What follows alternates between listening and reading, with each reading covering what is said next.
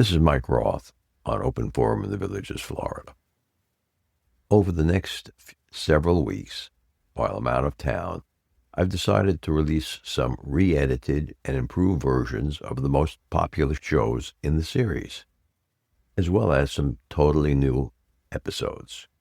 I hope you enjoy them. I'll be back in mid-November with some new episodes.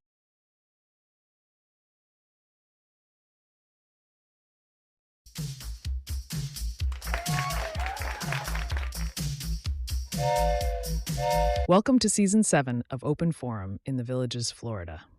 In this show, we talk to leaders of clubs and interesting folks who live in and around the villages. We also talk to people who have information vital to seniors. You will get perspectives of what is happening in the Villages, Florida area. We are a listener-supported podcast. There will be shout-outs for supporters.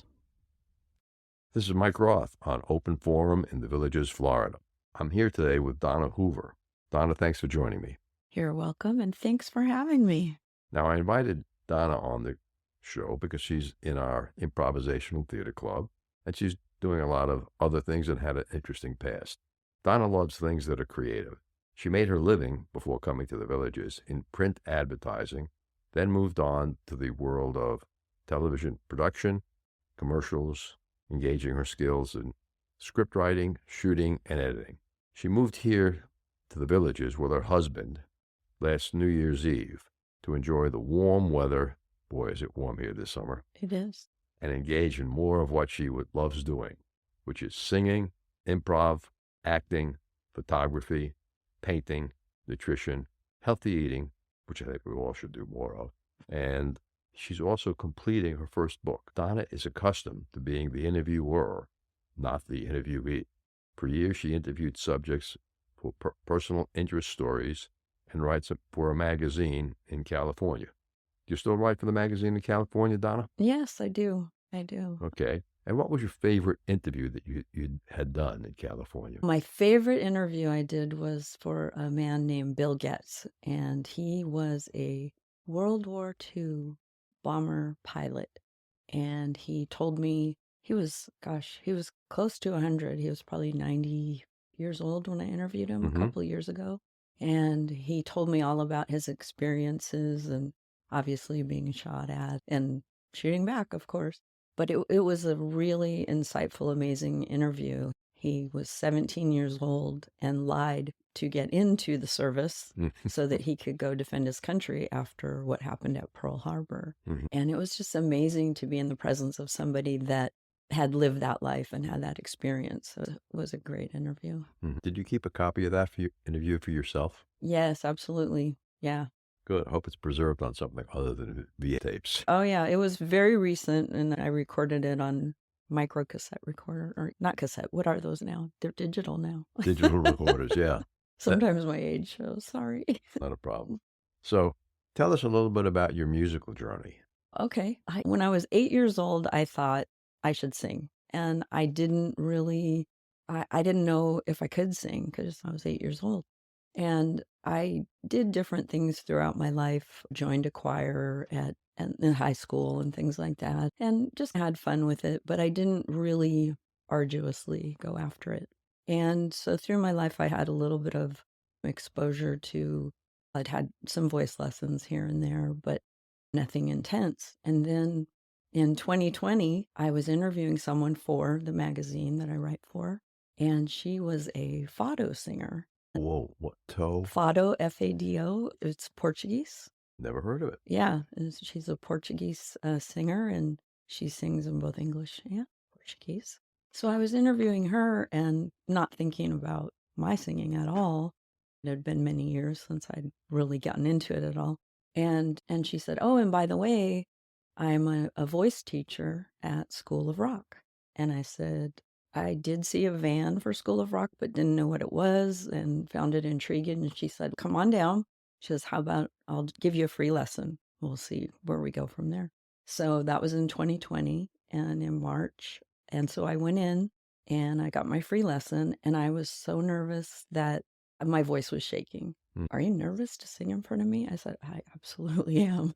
And she was, okay. So anyway, I did my free lesson and she said, yeah, I think you should continue if you want to. So I said, that sounds fun. So I did.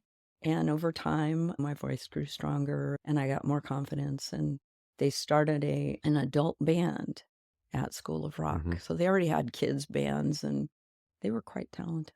But anyway, so they started an adult band. And so there were a bunch of us with varying degrees of musical experience. And I didn't have a lot.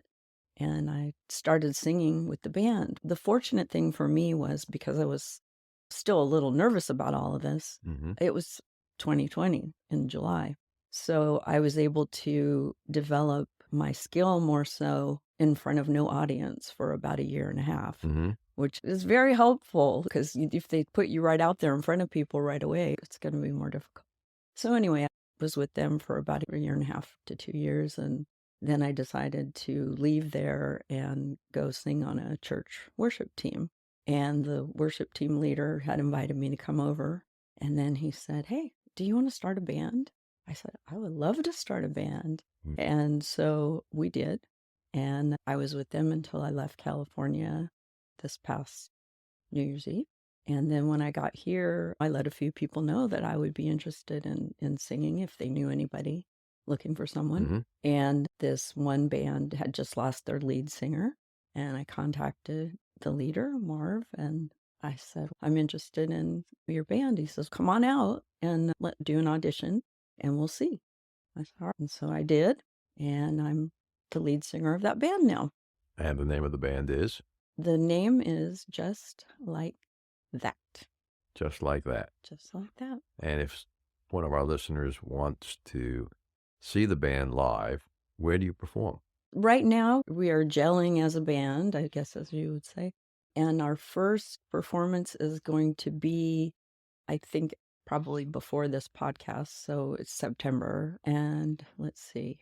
So, yeah. First performance was at Was. in September. In retrospect, but it hasn't happened yet. Yeah, September 15th, we're doing a driveway party at my house. And that's for the social group that we belong to. On October 5th, we have another party that we're booked for. I'm trying to think future. We don't have anything booked beyond the point of the date that we're having this discussion. What they could do is go to Facebook and look for us and see. So you have a Facebook page. Yeah, and it would be Just Like That Band, Florida. Because I understand we were trying to choose our name, and I understand there's another band called Just Like That from Cape Cod, which I thought was interesting because that's where I'm from originally. Anyway. And what type of music does your band play? We play a variety of music. I'd say mostly classic rock stuff. We do things from Journey, Fleetwood Mac, even some older things like we go 60s, 70s up to some current. We've done Lady Antebellum, and we've got a little country mixed in there, the Judds. We do a song by Queen. Yeah, so it's all over, but really, I would say mostly focused in the 60s, 70s, kind of classic. And you also said that you were a writer of a book. Tell us about your book. Okay. What happened was, this is an actual story, so I guess you can call it a sort of a memoir, but it's more about my sister than about me. Mm-hmm. But I am in there as well, telling the story because I'm older than she is. And the story is about my sister, who was a drug addict. She was an alcoholic. She had a variety of things going on, including domestic abuse, and her life was pretty messed up. And she started this journey destroying herself at a very young age, about 12 years old. So we obviously sent out a lot of prayers for her, and we're just really hoping things would turn around. And we did that for decades. And I think, just to talk about it, the story, I think what makes it interesting beyond, here's a story of another person who was an addict or something, is that her personality is very whimsical and fun and engaging. And she's the kind of person, like the life of the party, the person you'd want to know in a good way. Mm-hmm. She's very creative and very fun. And so in the book, in the story, you really fall in love with who she is, or who her potential to be her true self is. Mm-hmm. You root for her because what is this sweet, awesome girl doing, messing up her life like this? So you do really root for her. And in the end, she does turn her life over to Christ and revives her life. Toward the end of the book, I was almost done writing it, and she had a brain aneurysm. And she was only 49 years old at the time. And it was pretty severe, yet in the end, she's functioning perfectly well. I mean, everything's healed. They did surgery and all that sort of thing. And So is the book finished? the book was finished last year, and then I sent it to beta readers to review it.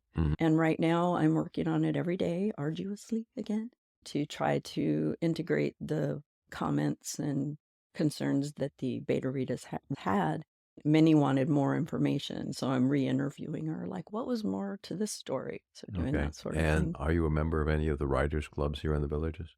Right now, I am planning on, I've already contacted the Writers League of the Villages, and I plan on attending their August meeting, so that'll be my first one.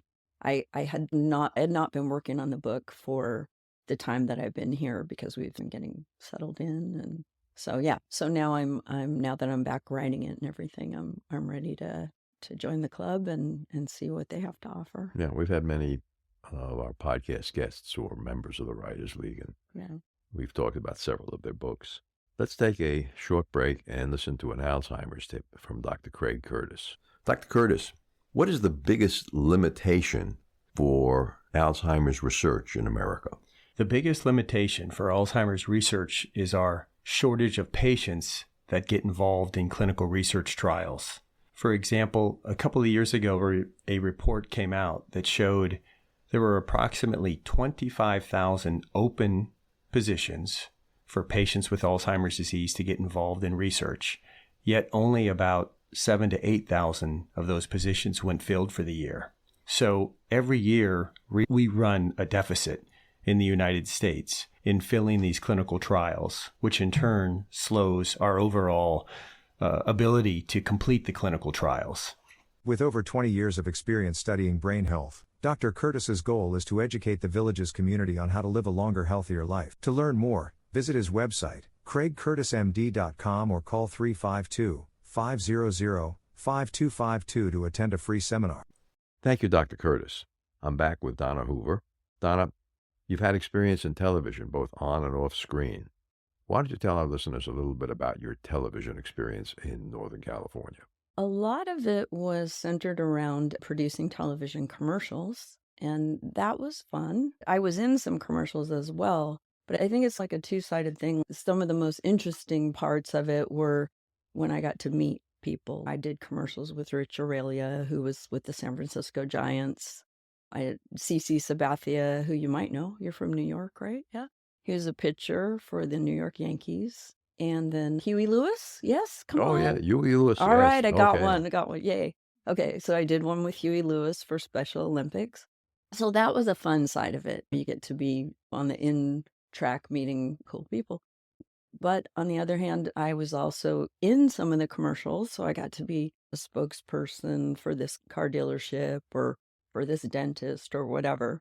So there was a lot of that going on too. You were the talent. I was the talent sometimes, yeah, and I did a lot of voiceover work back then, and I really enjoyed it. It was fun to learn how to shoot and how to edit. So at a certain point, I was in a one-woman band, as it were. I would go out at the account executives when I was in TV commercial production. The account executives would come on and say, here's our new client, whoever they were, and I would go out and meet with them, interview them, produce a script, go out and get the talent prepared, locations, everything you would do, and then go out and shoot it myself, bring it back and edit it.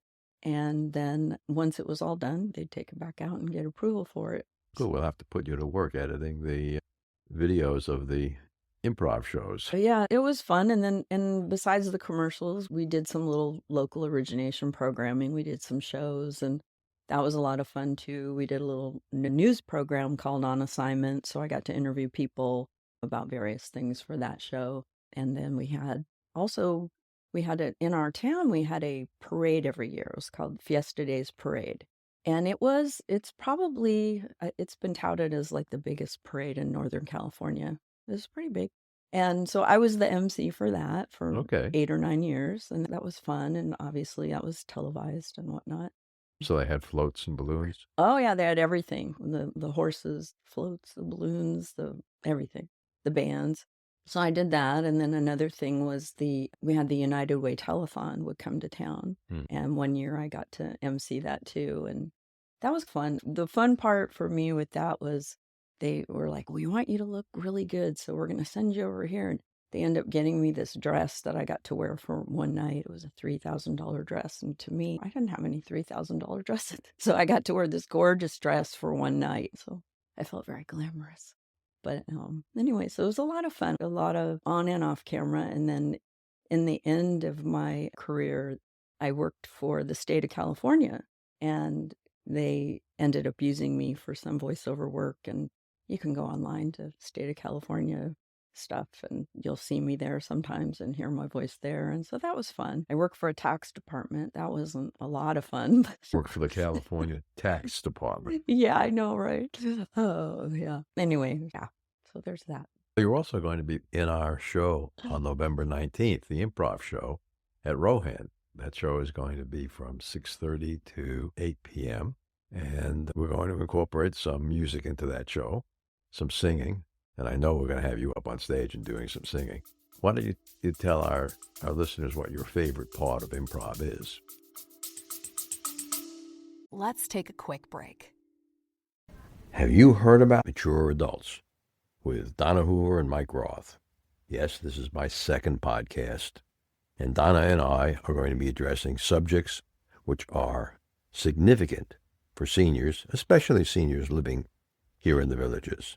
The easiest way to hear the show is to look it up on Apple Podcasts. Look for Mature Adults with Donna and Mike. We'll be looking for you there. You can also find us on Mature Adults with Donna and Mike, all spelled out, @buzzsprout.com. I'm still learning. I'm new at improv. Everything I've done in the past has been scripted. Everything's pre-written, so I didn't really have to, except for when I did the telethon and the parade. I got to do a little improv there, or a lot. So my favorite part is just every new scene is exciting because you don't ever know what's going to happen. It's just, you got to play off of what's going on, and to interact with people is a lot of fun, to just play off of what they're doing, and then that creates something new in you, and things that you don't even know you're thinking about just come out. You're like, oh gosh, wow, where'd that come from? So it's a lot of fun. And it's very funny. Tickets actually are on sale now, and you can go over to thevillagesimprov.com, and on the homepage there'll be a link to the show, which will allow you to buy tickets. It's a reserved seat show, which is unusual for us. So the earlier you go on to buy your tickets, the better the seats that you can select. They better do that right now. As soon as possible. We're about half sold out now. Now, most people will be listening to this in September. Donna, why don't you share with our listening audience your thoughts on aging?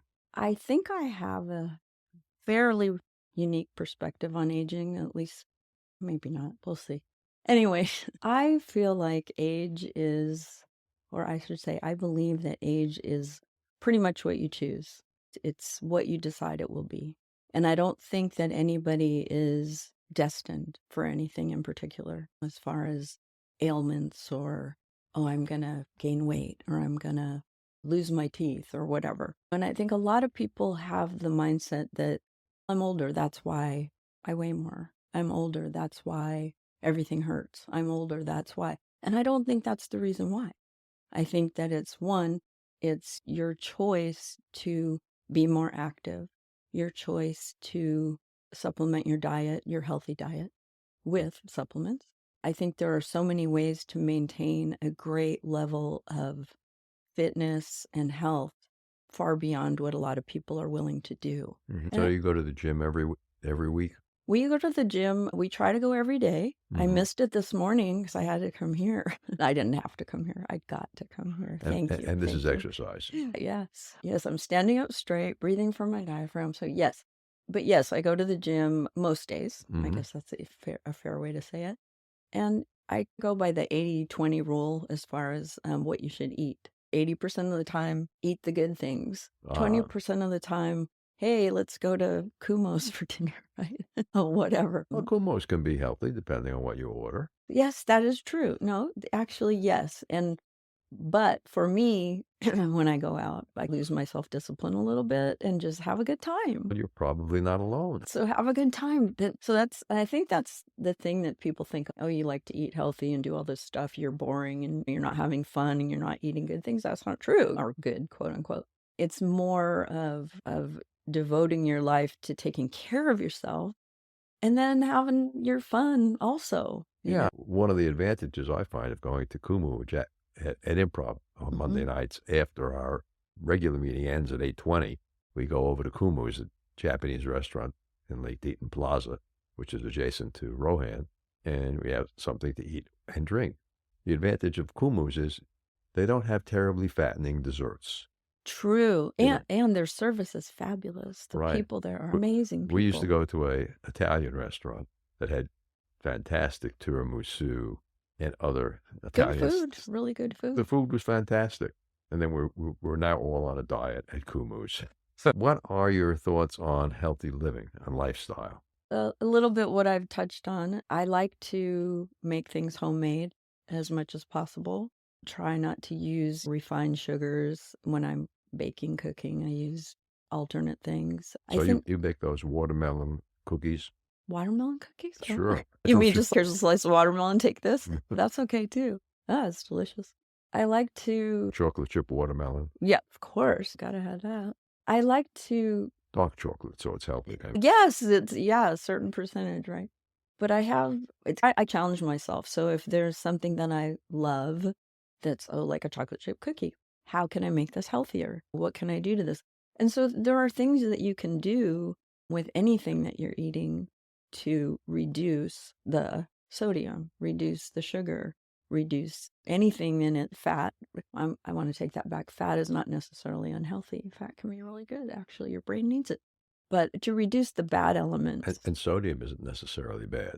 It's an excess of sodium that is a problem. At this time of year when it's hot and you're sweating, even if you're sweating in the air-conditioned gym, you need a certain amount of sodium. I agree. To keep your body in balance. You do. And I think on my thoughts on that in particular, there's a salt that I use. It's called Celtic sea salt.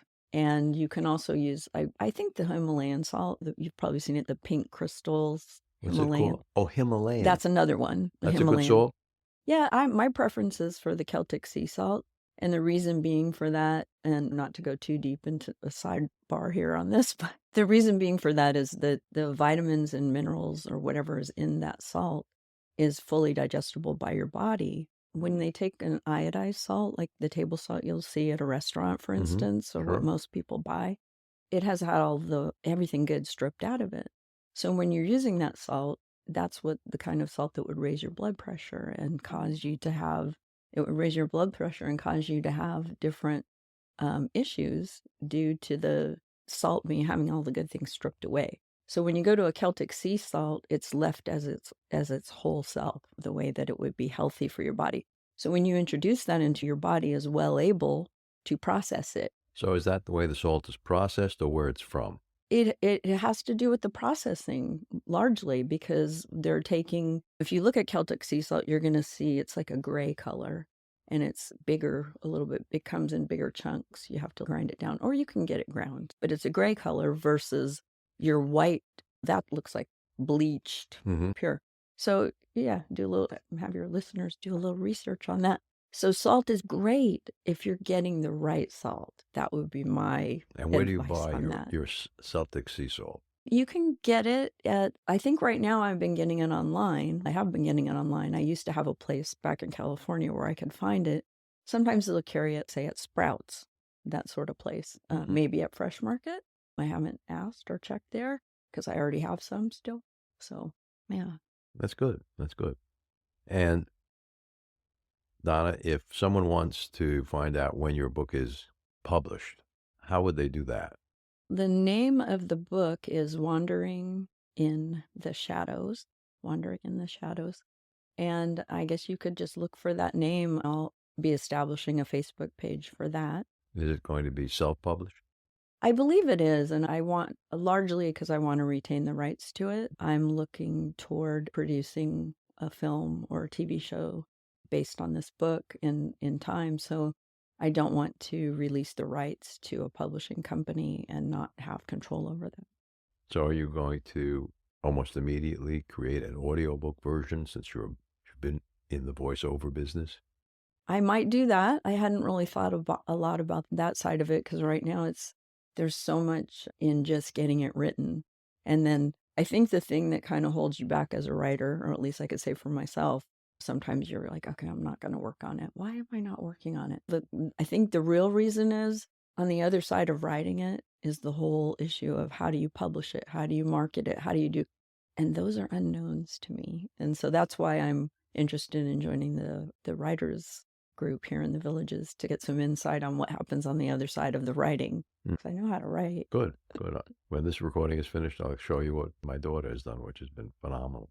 All right. Her Publishing. Her self-published book has been at the top of her category on Amazon for the past 3 years now. Wonderful. Wonderful. I'm very interested in that. Good. Thanks for being a guest on the show today, Donna. Thank you for having me. This has been fun. Thank you. Thanks for listening. We're thrilled to share with you this podcast. This podcast brings you knowledge, inspiration, and a lot of things that people need to know about the Villages and the people living here. Be sure to hit the follow button to get the newest episode each week. Creating this podcast is a labor of love. Now here's where you come in. You can help us keep the podcast alive and thriving. How? By becoming a supporter. The easy way for you to support us is to visit our podcast, Open Forum in thevillagesflorida.com, and click on the supporter button at the top of the page or the purple supporter box. Even a small donation of $3 to $10 a month makes a big difference, and you can cancel your subscription at any time. Your support means the world to us. Remember, our next episode will be released next Friday at 9 a.m. Should you want to become a major supporter of the show or have questions, please contact us at mike@rothvoice.com. This is a shout-out for supporters Tweet Coleman, Ed Williams, Duane Romick, and major supporter Dr. Craig Curtis at K2 in the Villages. We will be hearing more from Dr. Curtis with short Alzheimer's tips each week. If you know someone who should be on the show, contact us at mike@rothvoice.com. We thank everyone for listening to the show. The content of the show is copyrighted by Roth Voice 2025. All rights reserved.